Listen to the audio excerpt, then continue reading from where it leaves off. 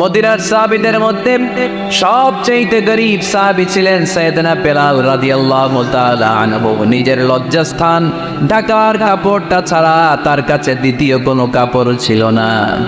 সকালে যদি খাবার পেত, দুপুরে খাবার ছিল না, দুপুরে পেলে রাতের জন্য ছিল না, আজকে খাবার থাকলে কালকে নেই। মদিনার সবচেয়ে গরীব সাহাবী বেলাল রাদিয়াল্লাহু তাআলা আনহু লজ্জাস্থান ঢাকার জন্য শুধু একটা জামা ছিল, গায়ে দেওয়ার মতো কোনো জামা নাই।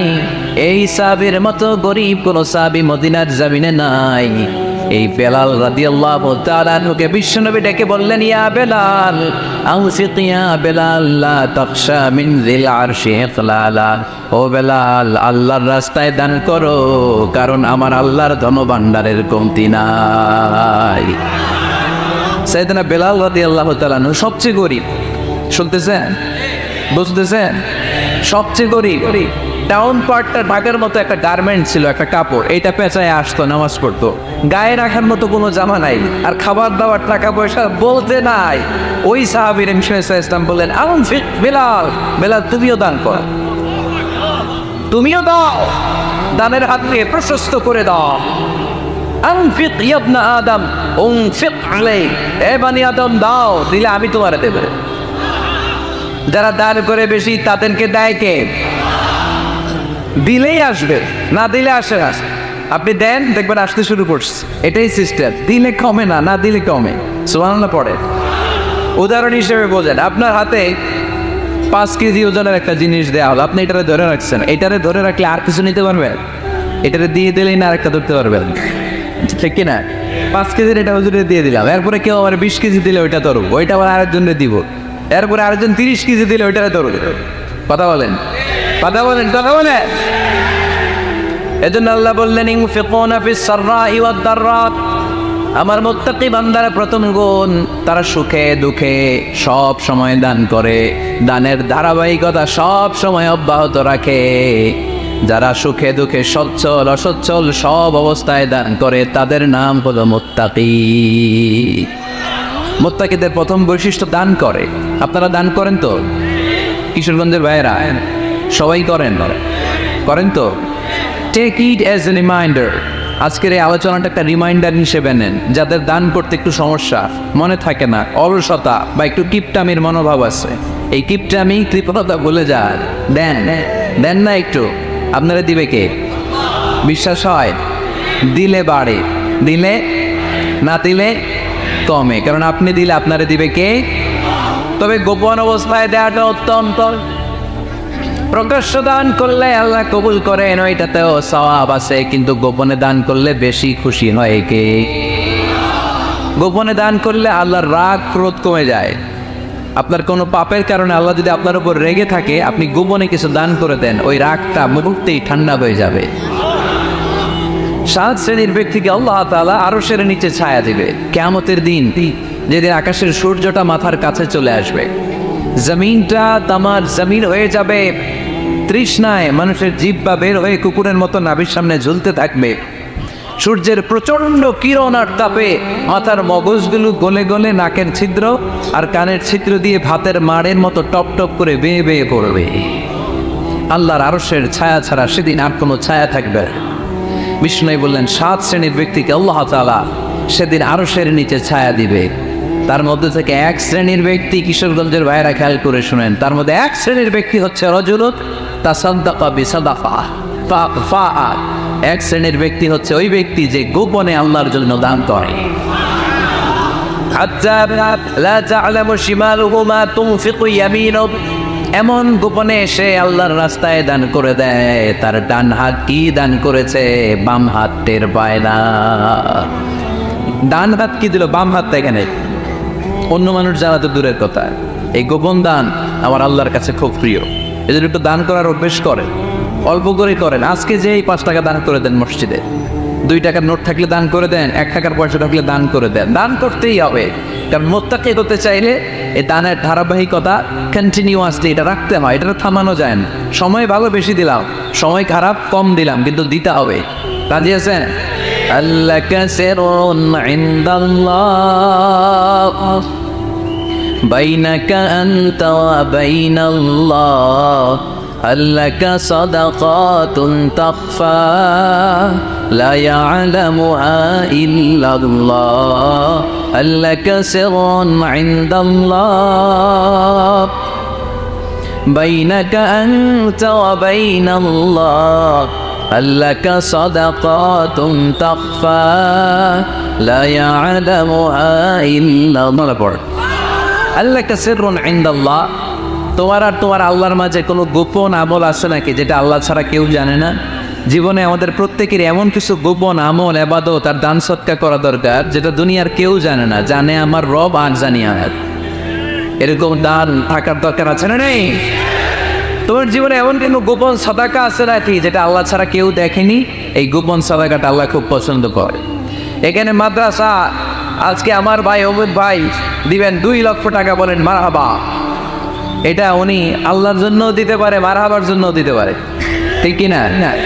কিন্তু রাতের আধারে রাস্তার পাশ দিয়ে হেঁটে যাচ্ছেন, মসজিদের দান বাক্সটা লেখা, উপরে সাইনবোর্ডে লেখা মুক্ত হস্তে আল্লাহর ঘরের জন্য দান করুন। কেউ নাই, কাক পক্ষী নাই।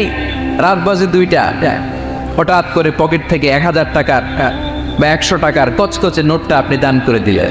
ওই দানটা 1 কোটি টাকার দানের চেয়েও বড় দান। কারণ দুনিয়ার কেউ তখন দেখে নাই, দেখেছে কে? কেউ যেটা দেখে না সেটা দেখে কে? কেউ যেটা জানে না সেটা জানে কে? সবার চোখ ফাঁকি দেয়া গেলেও আমার আল্লাহর চোখ ফাঁকি দেয়া যায়? এজন্য দান করতে হবে একজনের খুশির জন্য। তিনি কে?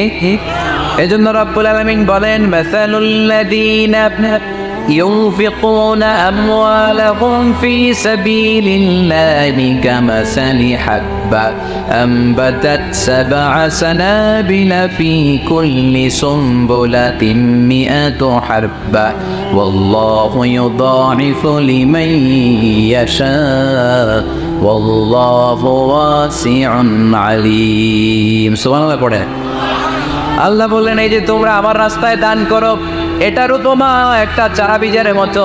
এই চারা বীজ জমিনে গেড়ে দিলে সেখান থেকে 60টা শীষ গজায়, প্রতিটা শীষ থেকে 100টা করে দানা হয়, প্রতিটা শীষে জন্ম নেয় 100 শস্য দানা। সুবহানাল্লাহ। চারা বীজ ছিলেন না, মাটিতে ঢুকাই দিলে 60টা শীষ গজালো, প্রতিটা শীষে আবার 100টা করে দানা, মোট কটা হইলো? 700টা। এক চারা বীজ থেকে যেমনি 700 দানা গজায়, তেমনি 1 টাকা দান করলে এরকম 700 গুণ সওয়াব আপনার আমলনামায় ঢুকাই দিবে কে? যারা দুনিয়ার বুকে প্রকাশ্যে গোপনে দান করত, সচ্ছল আর অসচ্ছল অবস্থায় দান করত, কিয়ামতের দিন যখন তাদেরকে তাদের আমলনামা দেয়া হবে, আমলনামা দেখে বলবে, আল্লাহ এত সওয়াব দুনিয়ার বুকে আমি করি নাই, অন্য কারো আমলনামা তোমার ফেরেশতারা ভুল করে আমারে দিয়েছে। আল্লাহ এত আমলনামা তো আমি করি নাই, এত নেক কাজ থেকে আসলো, এটা আমার না, তোমার ফেরেশতারা ভুল করে আরেকজনটা গছাই দিয়েছে আমারে। আল্লাহ বলবে, না, আমার ফেরেশতারা ভুল করে না। সুবহানাল্লাহ পড়ে। ফেরেশতারা কখনো ভুল করতে পারে না, এটা তোমারই আমলনামা, আমার আমলনামা, আমি তো এত সওয়াব করি নাই। আল্লাহ বললেন, তুমি যে ওই আমার খুশির জন্য দান করেছো, ওই ছোট্ট দানটাকে আমি বড় করে তোমার আমলনামায় ঢুকাইছি। আরো আসতে নাও সুবহানাল্লাহ। হাদিসে এসেছে, কামা ইউরাব্বি আহাদুকুম ফুলুয়া, তোমরা যেমনি ছাগল পালো, বাছুর পালো, আল্লাহ তাআলা তোমাদের দানটাকে এরকম পেলে পুষে বড় করে। আপনারা কিশোরগঞ্জে গরু পালেন কারা দেখি? মাশাআল্লাহ, সবার বাড়িতে গরু? হ্যাঁ, বাড়ি বাড়ি। আপনার বাড়িতেও আছে? তো এই যে গাভী যখন বাচ্চা দেয়, বাছুর হয়, খুশি লাগে না আপনাদের? মালিক কি করে? এটারে খাওয়ায়, খাইয়ে দাইয়ে পেলে পুষে বড় করে না, কুরবানির হাটে বিক্রির জন্য। আল্লাহ বললে, তুমি যে ওই ছোট্ট দান করেছো, তোমার এই ছোট্ট দানটা আমিও এটারে খাইয়ে দাইয়ে পেলে পুষে বড় করে উহুদ পাহাড়ের সমান করে তোমার আমলনামায় ঢুকিয়ে দিয়েছি। এজন্য আল্লাহ বললেন, আল্লাযীনা ইউনফিকুনা ফিস সাররাই ওয়াদ দাররা, মুত্তাকিদের প্রথম গুণ সচ্ছল আর অসচ্ছল উভয় অবস্থায় আল্লাহর জন্য তারা দান করে। সুবহানাল্লাহ। তাহলে মুত্তাকিদের প্রথম গুণ, তারা কি করে? জোরে বলেন, সবাই বলেন, আবার বলেন। আপনাদের কষ্ট হচ্ছে?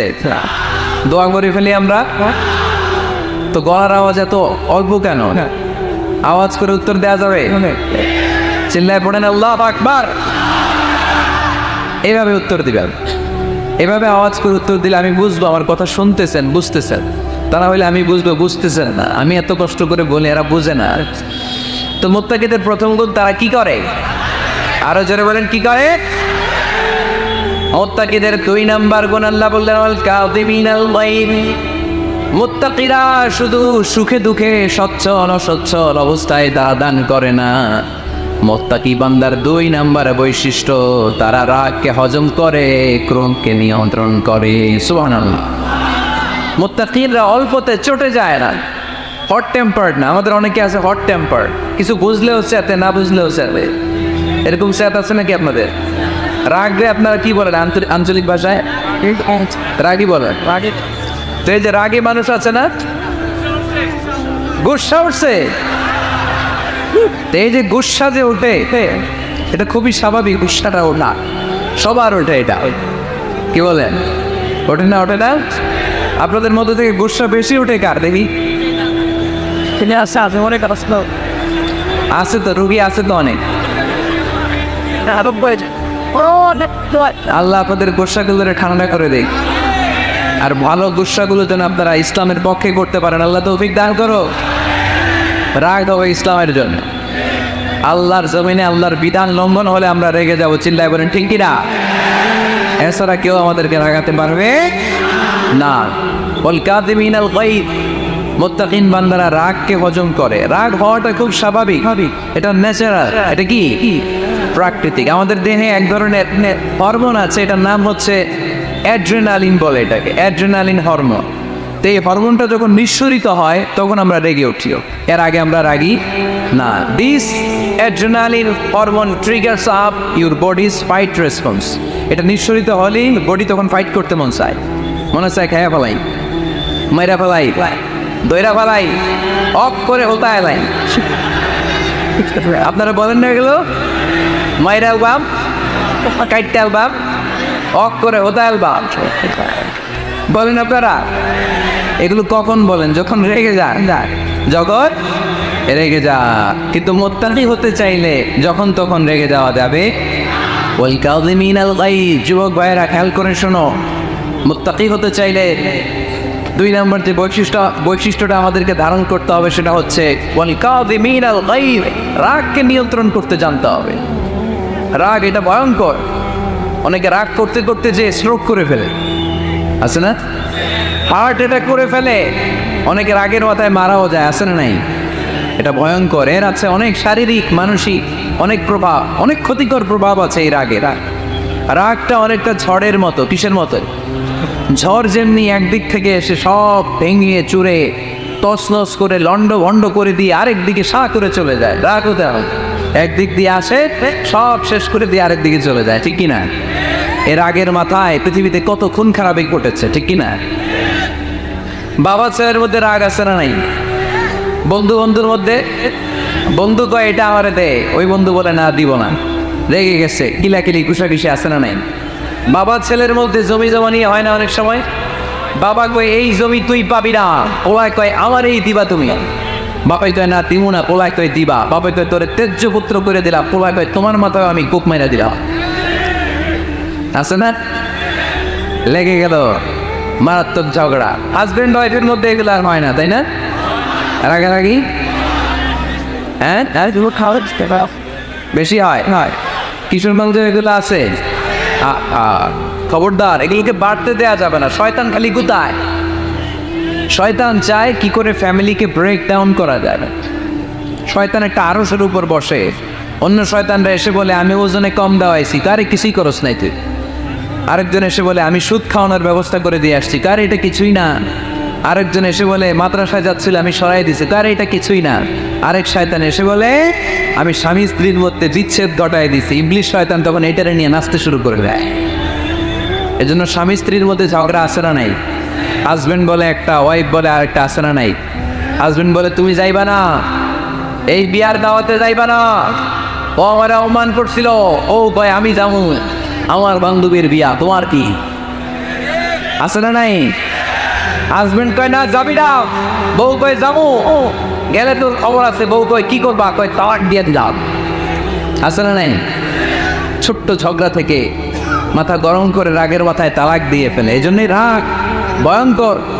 এর রাগের কারণে বন্ধুর সম্পর্ক নষ্ট হয়, হাজব্যান্ড ওয়াইফের মধ্যে ডিভোর্স হয়ে যায়, বাবা ছেলের মধ্যে সম্পর্ক ছিন্ন হয়ে যায়, এটা ঝড়ের মতো। এজন্য মুমিনরা চাইলেই চট করে রেগে যেতে পারে। এজন্য রাগ নিয়ন্ত্রণের দরকার আছে না নাই?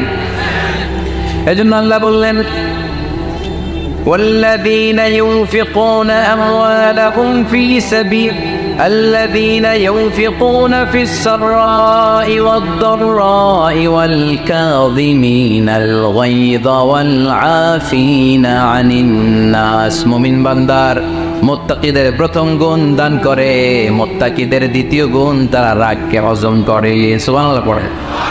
রাগকে কি করতে হবে? জোরে বলেন, কি করতে হবে? আল্লাহ রাসূল বললেন, লাইসা শাদীদু বিসসুরআ, কুস্তি খেলে যে অন্যকে মাটিতে শুইয়ে দিতে পারে সে আসল শক্তিশালী না। ইন্নামাশ শাদীদুল্লাযী ইয়ামলিকু নাফসাহু ইনদাল গাদাব, রাগের মাথায় যখন নিজেকে যে নিয়ন্ত্রণ করতে পারে আল্লাহর কাছে ওই ব্যক্তিটাই শক্তিশালী। কুস্তি খেলে আরেকজনের সহায় দিলেন, এ শক্তিশালী না, বরং শক্তিশালী তো সে যে রাগের সময় নিজের উপর নিয়ন্ত্রণ রাখে। He can control himself in the time of anger. যখন সে রেগে যায় তখন সে নিজেকে নিয়ন্ত্রণ করতে পারে, সেই শক্তিশালী।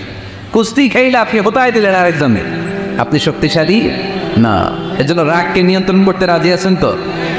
এক সাহাবী এসে বলল, ইয়া রাসূলুল্লাহ, আউসিনি ইয়া রাসূলুল্লাহ, ও নবী আমারে নসিহত করেন, আমারে কিছু উপদেশ দেন। বিশ্বনবী বললেন, লা তাগদাব, তুমি রেগে যেও না। সাহাবী বললেন, আরেকটা উপদেশ দেন। বিশ্বনবী বললেন, লা তাগদাব, রেগে যেও না। সাহাবী বললেন, ও নবী আরেকটা উপদেশ দেন। বিশ্বনবী তৃতীয়বারের জন্য বললেন, ও সাহাবী তুমি রেগে যেও না, লা তাগদাব, রেগে যেও না। কারণ রেগে গেলেন তো হেরে গেলেন, রেগে গেলেন হেরে গেলেন। অনেকে আপনারা রাগাতে চাইবে নানাভাবে, কিন্তু আপনি রাখবেন না। আপনার সাথে ঝগড়া করতে চাইবে, পায়ে পা দিয়ে ঝগড়া করতে চায়, এরকম আছে না নাই? আপনারা রাগাতে চায়, ফুসলাতে চায়, কিন্তু মুমিনরা, মুত্তাকিনরা তারা যেন তেন কোনো কারণে রেগে যায় না, তারা তাদের রাগকে হজম করে। আলহামদুলিল্লাহ পড়েন। আল্লাহ রাসূল সাল্লাল্লাহু আলাইহি ওয়াসাল্লাম কখনো রাখতেন না, কখনো না। ওনার উপর অনেক অত্যাচার হয়েছে, উনি রাগেন নাই, উনি ক্ষমা করে দিয়েছেন। কি করেছেন? আল্লাহ রাসূল সাল্লাল্লাহু আলাইহি ওয়াসাল্লাম যখন মক্কায় নামাজ পড়তেন, আল্লাহ রাসূল সাল্লাল্লাহু আলাইহি ওয়াসাল্লাম যখন রুকুতে যেতেন, সিজদায় যেতেন, পিঠের উপরে পচা উটের নাড়ি ভুড়ি চাপিয়ে দেয়া হতো। আল্লাহ রাসূল কখনো রেগেছেন? কথা বলেন। তায়েফের ময়দানে দাওয়াত দিতে গেলেন, পাথর মারা হলো, তিনি রেগেছেন? বাড়ি থেকে বের করে দেয়া হলো। বাধ্য হয়ে মক্কা থেকে মদিনায় হিজরতে গেলেন।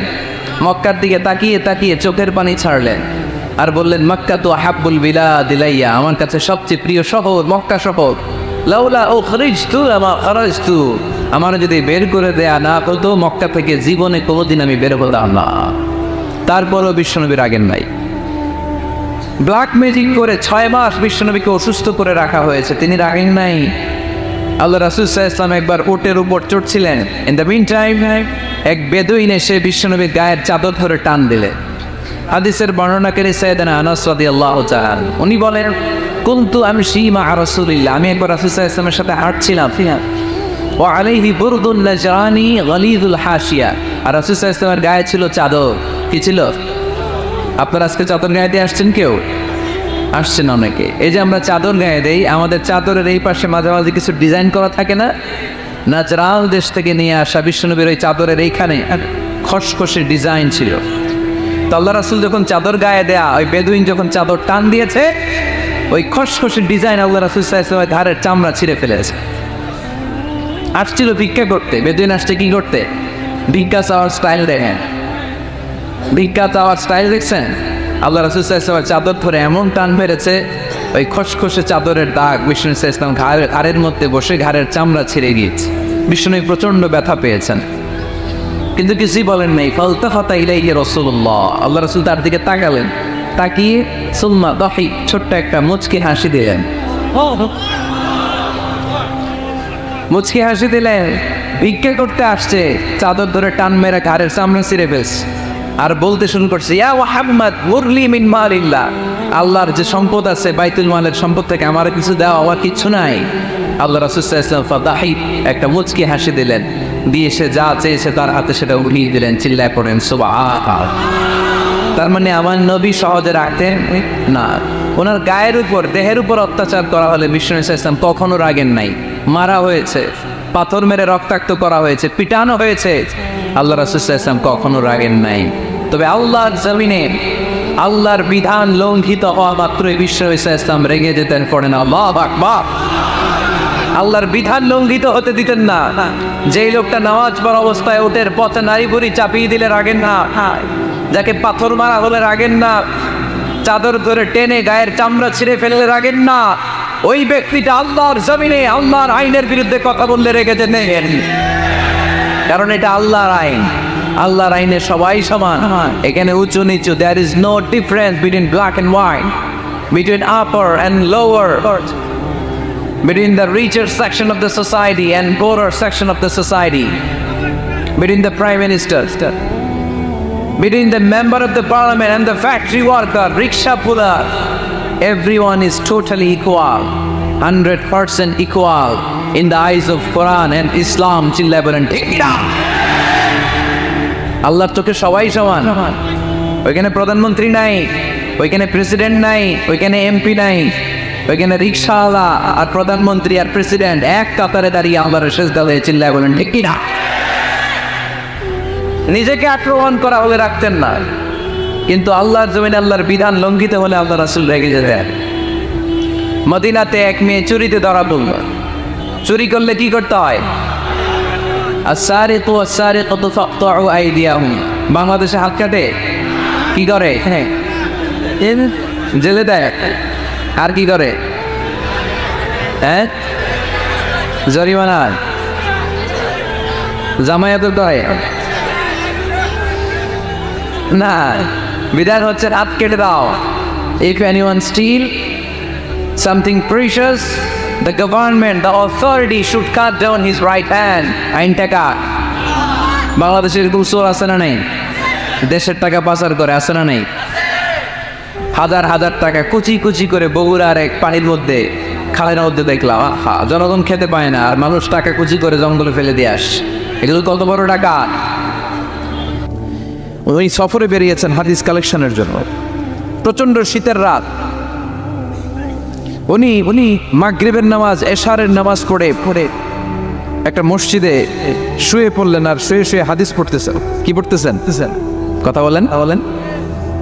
আর মনে মনে ভাবলেন রাতটা মসজিদে কাটায় দেই, ফজরের নামাজ পড়ে আবার বেরোবো।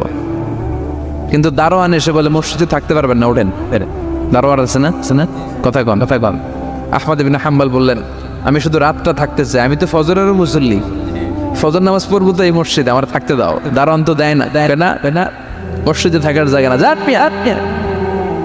উনি যে আহমদ ইবনে হাম্বল এটা চিনে নাই, থাকতে দেয় না। কি করবে এখন? উনি কাঁথা গুছিয়ে হাদিসের কিতাব নিয়ে কাদের মধ্যে ব্যাগ নিয়ে মসজিদ থেকে বেরোয় গেলেন। কি আর করবেন? প্রচন্ড শীত, আর কাঁপতেছেন বুড়ো মানুষ। প্রতিমধ্যে দেখলেন বাজার একজন খাব্বাজ, শাবুন খাব্বাজ, যুবক রুটি বিক্রেতা। সে রুটি বিক্রি করে, চুলার মধ্যে রুটি সেকে। সে যে সালাম দিল আসসালামু আলাইকুম, যুবক বলে ওয়ালাইকুম আসসালাম।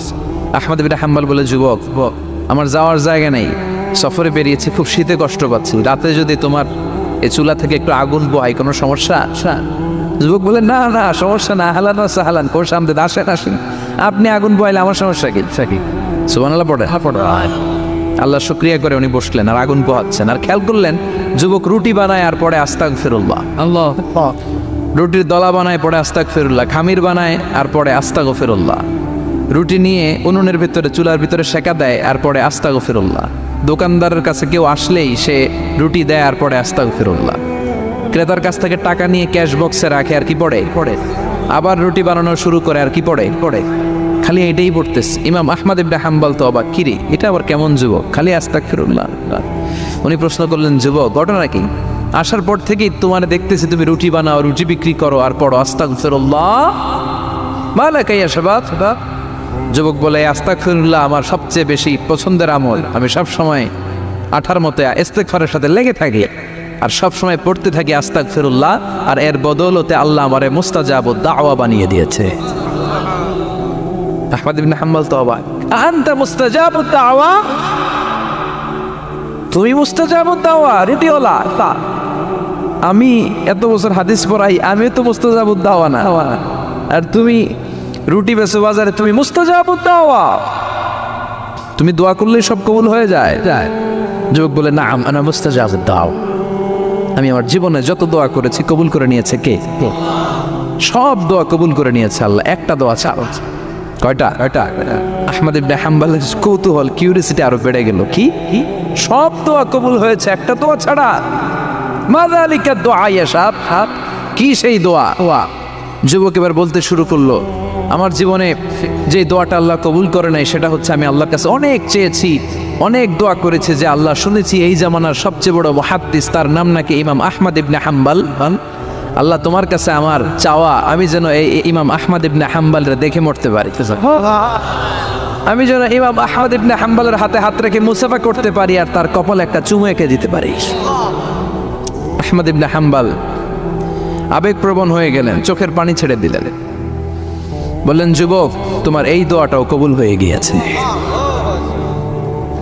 আহমদ ইবনে হাম্বলের দেখা আর সাক্ষাৎ পাওয়ার জন্য আহমদ ইবনে হাম্বলের বাড়িতে তোমার যাওয়ার দরকার নাই, আহমদ ইবনে হাম্বল তোমার দরবারে ছুটে এসেছে।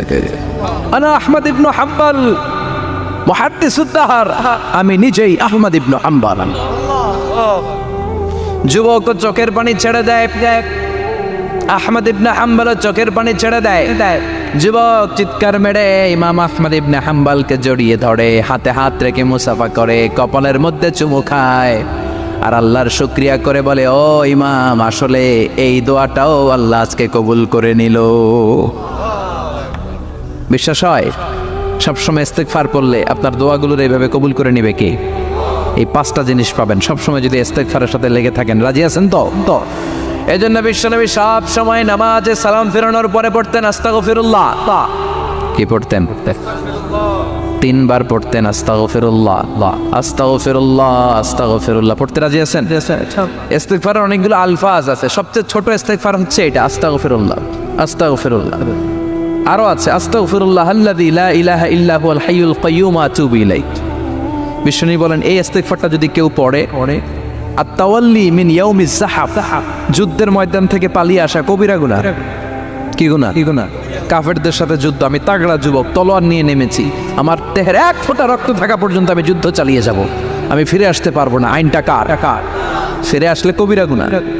বিশ্বনবী বলেন, যুদ্ধের ময়দান থেকে ফিরে এসেছে এরকম কবিরা গুনাহ অবলম্বনকারীও যদি আস্তাগফিরুল্লাহ আল্লাযী লা ইলাহা ইল্লা হুয়াল হাইয়ুল কাইয়্যুম ওয়া আতুবু ইলাইহি পড়ে, ওই কবিরা গুনাহকারীকেও ক্ষমা করে দিবে কে? পড়তে রাজি আছেন তো?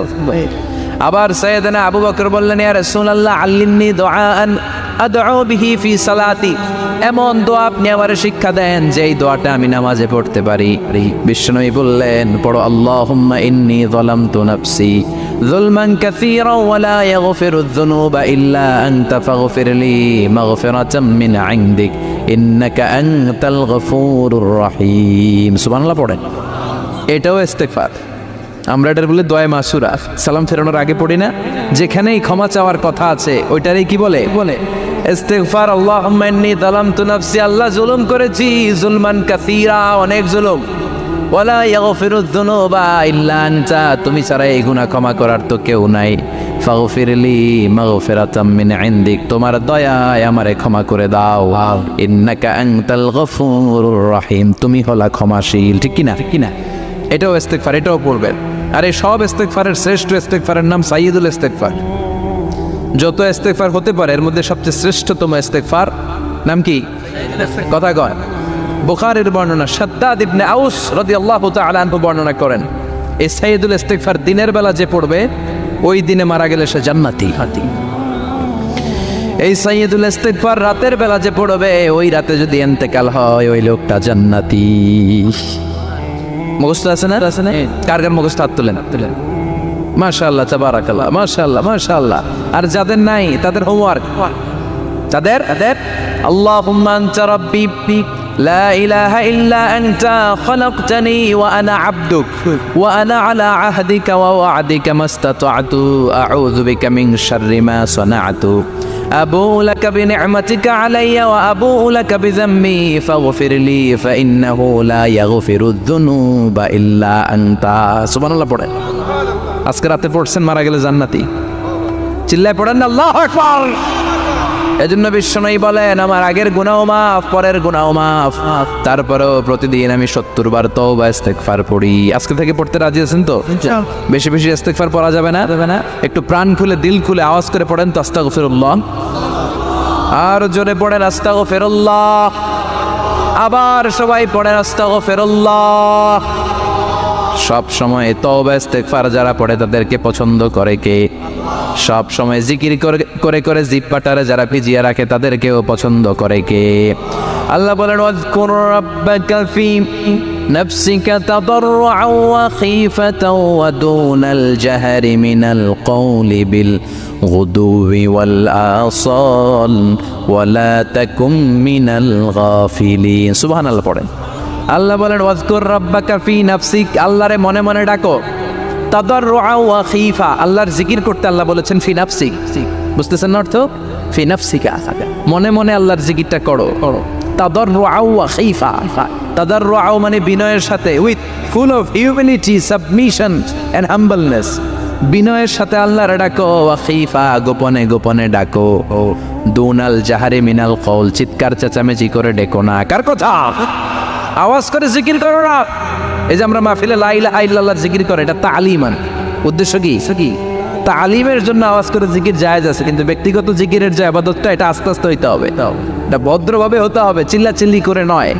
আবার তালিমের জিকির ওইটাও ভদ্রভাবে ইন্নাল্লাহা জামিল ইউহিব্বুল জামাল আমার আল্লাহ সুন্দর আমার আল্লাহর জিকিরের মধ্যেও সৌন্দর্য আছে না নাই কিন্তু এদেশে জিকিরের ভেতরে লাফালাফি আছে না নাই বেশি না কম কি বসেন হ্যাঁ বসে যান তো অনেক ধরনের আছে জিকির হ্যাঁ বসেন বসে যান হ্যাঁ হাইবার আলী এটা কি আবার জালালি তো এই যে ইন্নাল্লাহা জামিল ইউহিব্বুল জামাল আমার আল্লাহ সুন্দর আমার আল্লাহর জিকিরের মধ্যেও সৌন্দর্য আছে না নাই তালিমের উদ্দেশ্যে সবাই মিলে জিকির করা যায় কিন্তু চিল্লাফাল্লা করা যাবে না লাফালাফি করা যাবে না মাথা ডানে বায়ে ঝোলানো যাবে না ঠিক কিনা সে তো লাফালাফির জিকির আছে না নাই লাফাইতে হ্যাঁ গাছের আগায় বাঁশের আগায় আবার যিনি জিকির পরিচালনা করে ওনার কান্দে যায় ওঠে আছে না নাই বিশ্বনবী সাহাবাদের নিয়ে জিকির করছেন সাহাবারা লাফাতে খেজুর গাছের আগায় হাদিসে আছে না এটা বিশ্বনবী সাহাবাদেরকে নিয়ে জিকির করছেন লাফাতে আবু বকর বিশ্বনবীর কান্দের উপরে আছে হাদিসে আছে এটা জিকির নয় কি সুন্দর দেখেন ইসলাম বোঝা কত সহজ ওয়াজকুর রাব্বাকা ফি নাফসিকা তাদাররুআ ওয়া খীফা গোপনে জিকির করো ভদ্রতার সাথে বিনয়ের সাথে জিকির করো ওয়ালা তাকুম মিনাল গাফিলিন দুনাল জাহারি মিনাল কওল চিৎকার চেঁচামেচি করে জিকির করো না যারা চিকফাল দিয়ে হই হই হই হই করে আছে না হই হই হই হই হই হই হইয়ের ভিতরে আল্লাহর নাম আছে হ্যাঁ এই যে হুই হাই এই স্টাইলের যে জিকির এটার ভিতরে আমার আল্লাহর নাম আছে আল্লাহর নাম যদি না থাকে ওইটা জিকির হবে কথা বলেন বিষ্ণু বললেন খবরদার চিৎকার চেঁচামেচি করে লাফালাফি করে যারা জিকিরি করে এরা মনে করে আল্লাহ কানে শোনে না কথা বলেন আপনি গোপনেও আল্লাহর ডাকলে আপনার ডাকে সাড়া দিবে কে এজন্য রাব্বুল আলামিন বলেন ফাযকুরুনি আযকুরুকুম ওয়াশকুরুলি ওয়ালা তাকফুরুন বান্দা আমার জিকির তোমরা করো আমিও তোমাদের জিকির করব ঠিক কি না আমরা যদি আল্লাহর জিকির করি আমাদের জিকির করে কে সুবহানাল্লাহ কইবেন না আমরা আল্লাহর জিকির করে আল্লাহ নাকি আমাদের জিকির করে জানো তো কথা এটা আবার হাদিসে কুদসিতে আল্লাহ বললেন ফাইন যাকারানি ফি নাফসি যাকারতুহু ফি নাফসি আমার বান্দা যদি একা একা আমার জিকির করে আমি আমার বান্দারে একা একা স্মরণ করি ওয়া ইন যাকারানি ফি মালাইন যাকারতুহু ফি মালাইন খায়রিম মিনহু এরকম মহা সম্মেলন করে যদি কেউ আমি আল্লাহর জিকির করে আমি এর চেয়েও বড় মহা সম্মেলন ফেরেশতাদেরকে নিয়ে করে আমার বান্দারে স্মরণ করি। ওয়াইন তাকাররাবা ইলাইয়া শিবরান তাকাররাবতু ইলাইহি যিরাআন, আমার বান্দা যদি আমার দিকে এক বিঘত আসতে চায়, আমি আমার বান্দার দিকে এক হাত এগিয়ে যাই। আমার বান্দা যদি আমার দিকে এক হাত আসতে চায়, আমি আমার বান্দার দিকে দুই হাত যাই। ওয়াইন আতানি ইয়ামশি আতাইতুহু হারওয়ালা, আমার বান্দা যদি আমার দিকে হেঁটে হেঁটে আসতে চায়, আমি আমার বান্দার দিকে দৌড়ে দৌড়ে যাই। সুবহানাল্লাহ পড়ে। এজন্য বিশ্বনবী বলেন লা ইয়াজালু লিসানুকা রাতবাম মিন যিকরিল্লাহ, আল্লাহর জিকির দিয়ে জিহ্বাটারে ভিজিয়ে রাখবা। কার কথা? চিল্লায় বলেন কার কথা? সবসময় আল্লাহর জিকির করতে রাজি আছেন তো? সবচেয়ে শ্রেষ্ঠ জিকির বিশ্বনবী বললেন আফদালু যিকরি লা ইলাহা লা